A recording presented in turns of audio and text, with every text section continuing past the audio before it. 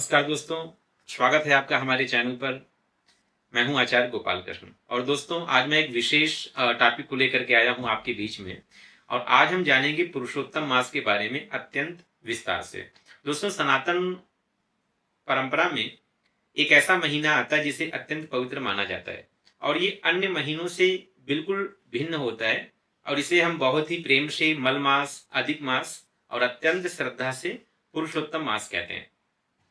और ये जो पुरुषोत्तम मास है केवल ये अनुष्ठानों का विषय नहीं है, बल्कि इसके पीछे अत्यंत गहन खगोलीय गणना, ज्योतिषी विज्ञान और अध्यात्म जुड़ा हुआ है।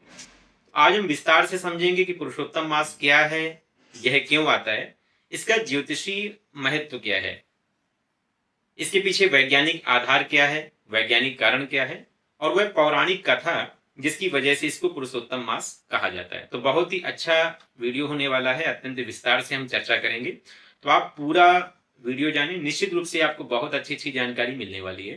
तो चलिए देर न करते हुए प्रारंभ करते हैं। तो सबसे पहले बात करें कि पुरुषोत्तम मास क्या है। दोस्तों, हिंदू पंचांग मुख्यतः चंद्रमा और सूर्य दोनों की गणनाओं पे यानी लूनी सोलर है, चंद्रमा और सूर्य की गणनाओं पर आधारित है। अर्थात चंद्रमा से हम तिथि, पर्व, व्रत इनका निर्धारण करते हैं और सूर्य से हम संक्रांति, ऋतु, कृषि चक्र का निर्धारण करते हैं और इन दोनों को मिक्स करके हम पंचांग बनाते हैं। दोस्तों, अब ये बात करें कि अधिक मास कब माना जाता है, अधिक मास के पीछे तर्क क्या है। तो एक जो चंद्रमास होता है, चंद्रवर्ष जो होता है 354 दिन का होता है लगभग, और जो सौर वर्ष होता है 365 दिन के लगभग होता है। अब 354 दिन का चंद्रमास है, चंद्रवर्ष है, और 365 दिन का सौर वर्ष है, तो दोनों के बीच में 11 दिन का अंतर आ गया और इस 11 दिन का अंतर धीरे धीरे करके करीब करीब एक मास के अंतर तक पहुंच जाता है, 30 दिन का हो जाता है। क्योंकि जब एक वर्ष में 11 दिन का अंतर आ रहा है तो तीसरे वर्ष आते आते तीसरे वर्ष में ये अंतर पहुंच जाता है एक महीने के लगभग। तो ऐसे में क्या होता है कि वर्ष को, उन दिनों को संतुलित करने के लिए, कैलेंडर को, पंचांग को संतुलित करने के लिए एक अतिरिक्त महीना जोड़ा जाता है जिसे हम अतिरिक्त मास या फिर अधिक मास कहते हैं। और आप देखेंगे कि ये जो अतिरिक्त मास, अधिक मास होता है, ये 32 से 33वें महीने में आता है। हर 33वें महीने में, 32वें महीने में लगभग ये अधिक मास को लिया जाता है। अब अधिक मास माना कब जाए, तो पंचांग का एक नियम होता है, ज्योतिषीय नियम बिल्कुल क्लियर है इसके लिए, कि जिस चंद्रमास में सूर्य संक्रांति ना हो, अर्थात एक ऐसा महीना जिसमें चंद्रमास अर्थात जो हम पूर्णिमा से लेकर के पूर्णिमा के बीच में कोई भी संक्रांति न पड़ रही हो। चंद्रमा तो राशि बदले लेकिन सूर्य राशि ना बदले तो वह अधिक मास कहा जाता है। यह बात आधुनिक खगोलीय व्याख्या और पारंपरिक जो गणनाएं हैं दोनों में स्वीकार की गई है। जैसे सूर्य सिद्धांत की बात करें तो सूर्य सिद्धांत में भी एकदम स्पष्ट है, ग्रंथ परंपरा में एकदम माना गया है कि जो चंद्रमा और सौर का जो समायोजन है उसको बैलेंस करने के लिए ये अधिक मास को माना गया है।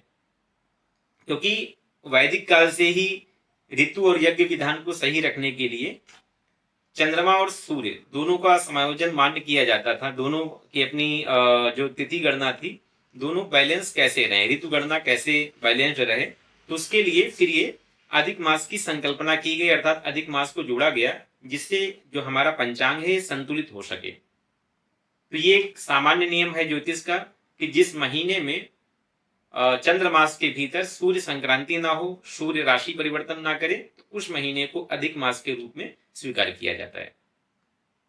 आप ऐसे समझ लीजिए कि एक जो चंद्रमास होता है करीब करीब 29 दिन का, लगभग आप ये मान लो 29 दिन 12 घंटे और 44 मिनट का एक चंद्रमास होता है। तो इस तरीके से आप पूरे वर्ष को जब देखेंगे तो 12 जो चंद्रमास बनेंगे वो 354 दिन 8 घंटे और करीब करीब 48 मिनट के बनेंगे जाके। वहीं पर जब हम बात करें पृथ्वी को सूर्य की परिक्रमा करने में, सौर मास की संकल्पना में, तो पृथ्वी को जब सूर्य की परिक्रमा करनी होती है तो पूरी परिक्रमा करने में पृथ्वी को समय लगता है 365 दिन 5 घंटे और करीब करीब 48 मिनट। अब यहाँ पर 365 दिन हो गए और सौर जो चंद्रमास के आधार पे हो रहे हैं 354 दिन 8 घंटे, तो करीब 11 दिन का अंतर पड़ रहा है। और 11 दिन का जो अंतर है, इस अंतर को बैलेंस करने के लिए, क्योंकि हर तीसरे वर्ष में ये करीब करीब अंतर पहुंच जाएगा 32 से 33 दिनों का, तो उसके पहले ही अर्थात 32वें 33वें महीने में जब 30 दिन के आसपास का अंतर रहता है और जब हमें वो स्थिति मिलती है कि चंद्रमास के बीच में सूर्य संक्रांति नहीं बदल रही होती है, तब हम उसको अधिक मास के रूप में ले लेते हैं। और अधिक मास अगर ना हो तो आप ये मान लीजिए कि बहुत सारी चीजें गड़बड़ हो जाए, बहुत सारी, मतलब ज्योतिष की जो गणनाएं हैं, जो आपकी पंचांग की स्थिति है, पूरी की पूरी बदल जाए। वैसे बदल जाएगी, आप ये समझ लीजिए कि होली अगर अधिक मास ना आए तो ये 11-11 दिन का अंतर इतना बड़ा डिफरेंस पैदा कर देगा कि होली आपकी सर्दियों में ना होकर के वो फिर आपकी होने लगेगी सर्दियों से हट जाएगी, वो बरसात में पहुंच सकती है। दीपावली जो आपकी नवंबर अक्टूबर के आसपास होती जाकर के वो आपकी होने लगेगी मई जून में। तो पूरा का पूरा जो ऋतु और पर्व का जो समायोजन है बिगड़ जाएगा। ऋतु परंपरा का जो संबंध है पर्वों से वो खत्म हो जाएगा। तो ऐसे में पुरुषोत्तम मास जो है, अधिक मास जो है, ये एक तरीके से आप मान लीजिए जो भारतीय पंचांग है उसका करेक्शन मैकेनिज्म है। अधिक मास से क्या है, पंचांग को बैलेंस्ड किया जाता है। आप देखेंगे कि जैसे इस्लामिक जो कैलेंडर होता है, तो इस्लामिक कैलेंडर में क्या है कि चंद्र मास के आधार पर गणनाएं होती हैं और चंद्र मास के आधार पे चंद्र की हिसाब से गणनाएं होने से बहुत बार ऐसा होता है कि एक ही वर्ष में दो दो बार रमजान पड़ जाता है। जैसे भी देखेंगे 2030 में करीब करीब जनवरी में रमजान रहेगा, इसके बाद फिर दिसंबर में रमजान होगा। और 2033 की स्थिति ये बनेगी कि एक ही वर्ष में बहुत संभावना है कि दो बार ईद पड़ जाए। एक करीब करीब 3 से 5 जनवरी के आसपास, दूसरा होगी 23 से 25-26 दिसंबर के आसपास। एक ही वर्ष में 2033 में दो बार ईद पड़ने की संभावना रहेगी। कारण क्योंकि वो सिर्फ चंद्रमा के आधार पर गणनाएं करते हैं और हमारा जो सनातनी पंचांग है ये चंद्रमा और सूर्य दोनों की स्थिति को लेकर के चलता है। दोनों को बैलेंस करके, दोनों की गति के आधार पे हम एक महीने को एडजस्ट कर लेते हैं हर 32वें 33वें महीने में अधिक मास के रूप में। तो ये बहुत ही विशेष करेक्शन मैकेनिज्म है हमारे सनातन पंचांग का। आगे ये प्रश्न उठता है कि अधिक मास को मलमास क्यों कहा गया। तो दोस्तों, जब किसी मास में सूर्य की संक्रांति नहीं होती तो इसे पारंपरिक जो महीनों से एकदम अलग माना जाता है, अधूरा माना गया, क्योंकि ये तो एकदम असामान्य सी बात हुई। हर मास में सूर्य संक्रांति होती है, लेकिन इस अधिक मास में सूर्य संक्रांति नहीं हुई, तो असामान्य माने जाने की वजह से इसे मलमास कहा गया। हालांकि मलमास का जो संदर्भ था इसके अपवित्र होने से नहीं था, वरन ये तो अन्य मास की अपेक्षा आध्यात्मिक साधना के लिए सुरक्षित किया गया था। लेकिन जब सूर्य की संक्रांति नहीं मिली तो इसे असामान्य अर्थात मलमास के रूप में लोगों ने इसको मलमास कह के पुकारा।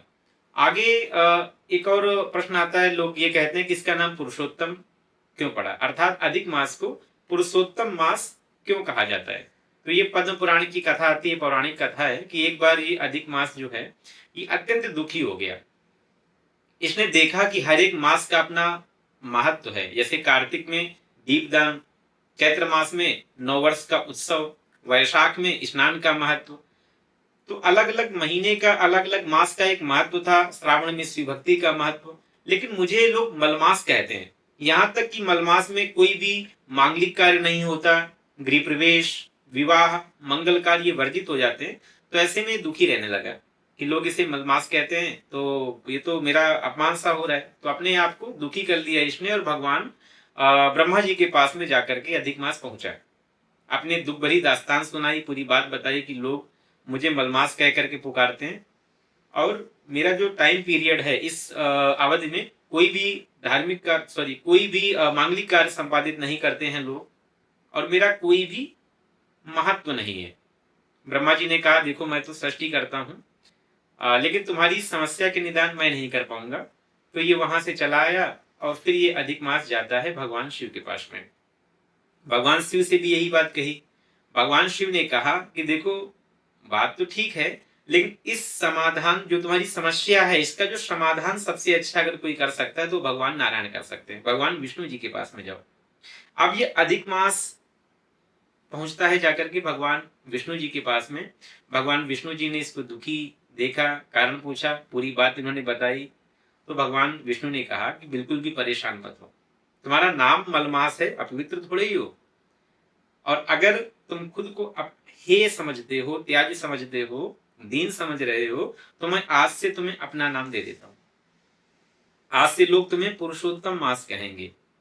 और तुम्हारी जो अवधि है इस मास में, इस अवधि में कोई भी अगर पूजा पाठ, भक्ति, जप, इन कार्यों को करेगा, उसको अनंत गुना फल मिलेगा।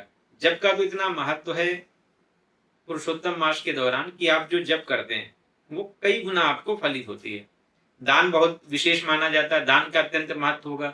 भक्ति से मैं शीघ्र प्रसन्न होऊंगा। तो ऐसे करके भगवान ने इसको प्रसन्न किया, खुश किया, और पुरुषोत्तम मास के नाम से इस महीने को जाना जाने लगा। अब अच्छे से दार्शनिक अर्थ भी अब अगर निकाला जाए, देखा जाए, तो ये कथा क्या केवल धार्मिक है? ये हर किसी के साथ में होती है कि समय एक ऐसा हर किसी के जीवन में आता है जब भीतर की अवस्था जो होती ना, वो व्यक्ति की बड़ी एक विचलित कर देने वाली हो जाती है। जीवन में ठहराव आ जाता है, सब कुछ ठहरा ठहरा लगता है, बाहरी उपलब्धियां कम होती हैं, संसार महत्व तो नहीं देता है। तो ऐसी स्थिति में एक वास्तविक टाइम एक जीवन में आता है, आत्म परिवर्तन का समय। तो ये जो मंत्र है, ये जो अधिक मास है, पुरुषोत्तम मास है, ये वही वास्तविक समय है जब हम बाहरी चीजों से, बाहरी जगत से हट करके आंतरिक शुद्धि की ओर बढ़ सकते हैं। पुरुषोत्तम मास ये सिखाता है कि बाहरी विस्तार है जो, उससे कहीं ज्यादा महत्वपूर्ण होती है भीतरी शुद्धि। पुरुषोत्तम मास के ज्योतिषीय महत्व की हम जब बात करें तो ज्योतिषीय दृष्टि से जो महीना होता है, ये आध्यात्मिक बल के लिए अत्यंत महत्वपूर्ण काल माना जाता है।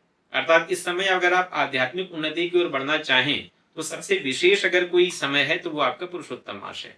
इस दौरान दिए हुए दान, की हुई पूजा, भक्ति, जप, इसका विशेष महत्व होता है, क्योंकि ये जो काल होता है अधिक मास का, कर्म फल की तीव्रता को सूक्ष्म बनाता है। हालांकि कुछ कार्य वर्जित भी होते हैं, जैसे हमारे जो धार्मिक ग्रंथ हैं, निर्णयकर्ता ग्रंथ हैं, धर्म सिंधु, निर्णय सिंधु, इनके अनुसार अधिक मास में विवाह, गृह प्रवेश, नवीन प्रतिष्ठा, उपनयन या कोई भौतिक जगत के जो बड़े कार्य हों जिनको हम शुभारंभ करने जा रहे हों, उनको हमें अधिक मास के दौरान नहीं करना चाहिए, क्योंकि अधिक मास ये आध्यात्मिक चीजों के शुभारंभ का समय है। आध्यात्मिक जगत में प्रवेश करके आध्यात्मिक उन्नति का, आत्मिक उन्नति का समय है, ना कि बाहरी जगत में उपलब्धियों को पाने का। तो ऐसे में आध्यात्मिक कार्यों की ओर बढ़ना चाहिए। अधिक मास में मांगलिक कार्यों का संपादन नहीं करना चाहिए। अगर आधुनिक कॉन्टेक्स्ट में, आधुनिक दृष्टि में देखा जाए पुरुषोत्तम मास को, तो आज के जीवन में हम इस तरीके से इसको समझ सकते हैं, जैसे हम लोग बोलते हैं ना कई बार कि लाइफ में एक स्पिरिचुअल रीसेट पीरियड आप कह लो इसको।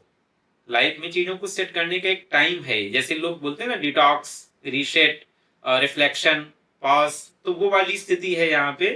मतलब एक ऐसा समय है जो हमारे ऋषियों ने एक ऐसा टाइम बनाया, एक फ्रेम बनाया, टाइम फ्रेम, कि जहां पर हम थोड़ा सा ठहर जाएं और अपने जो वास्तविक जीवन का उद्देश्य है, अपनी आध्यात्मिक उन्नति की ओर बढ़ सकें। बाहरी विस्तार से आंतरिक जो अपनी शांति है वहां पर प्रवेश कर सकें और आनंदित हो सकें। तो दोस्तों, ये जो पुरुषोत्तम मास का समय है, ये चाहे ज्योतिषी महत्व से हो, वैज्ञानिक आधार पे हो, पौराणिक और धार्मिक दृष्टि से हो, हर प्रकार से महत्वपूर्ण है। और इस महीने का, मलमास का, अधिक मास का, या यूं कहें पुरुषोत्तम मास का, आप अधिकाधिक सदुपयोग करें, अपने जीवन को सही दिशा में ले जाएं।